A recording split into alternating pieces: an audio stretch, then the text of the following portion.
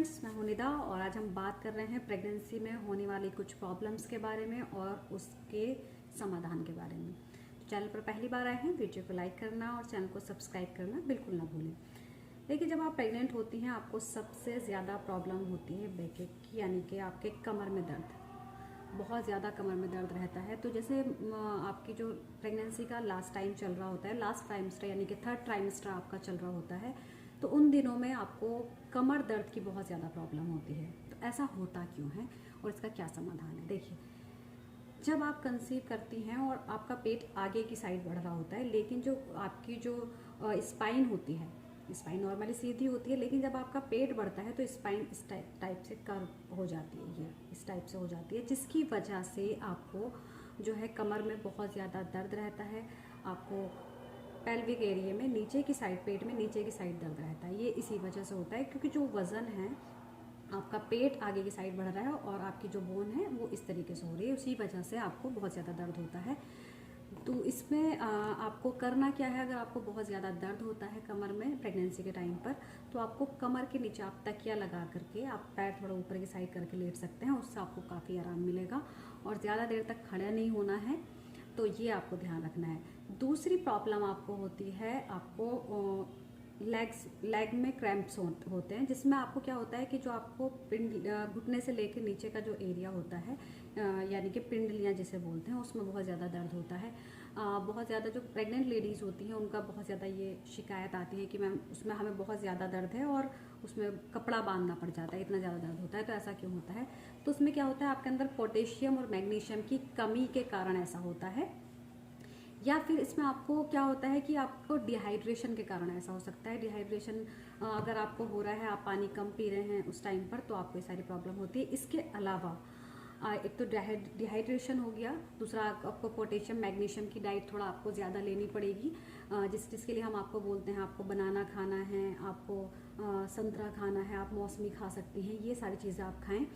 इस लेग में क्रैम्प्स जो होते हैं आपको, एक तो आपको पानी की वजह से भी होते हैं क्योंकि आपके अंदर पानी की कमी हो जाती है।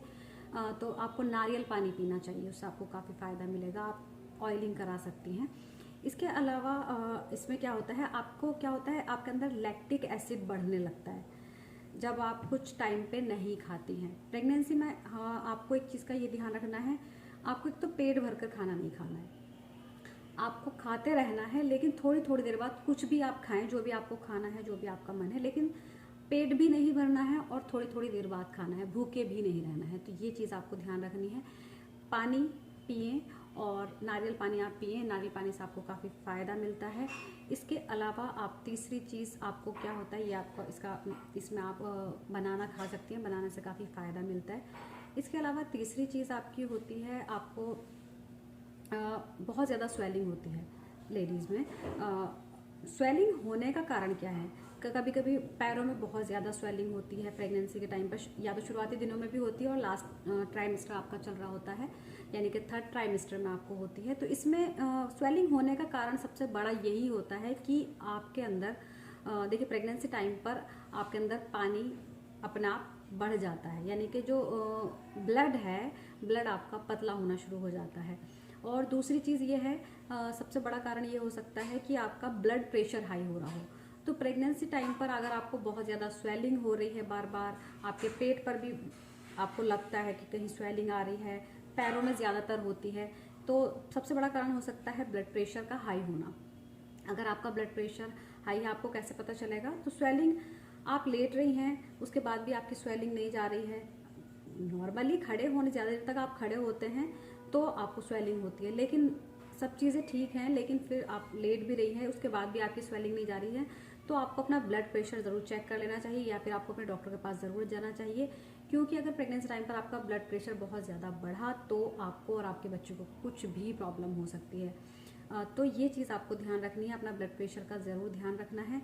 आपको डाइट बिल्कुल ठीक लेनी है। खाने में आपको ये चीज़ ध्यान देनी है कि आपको पेट भर के नहीं खाना है, आपको थोड़ी थोड़ी देर में आपको खाते रहना है।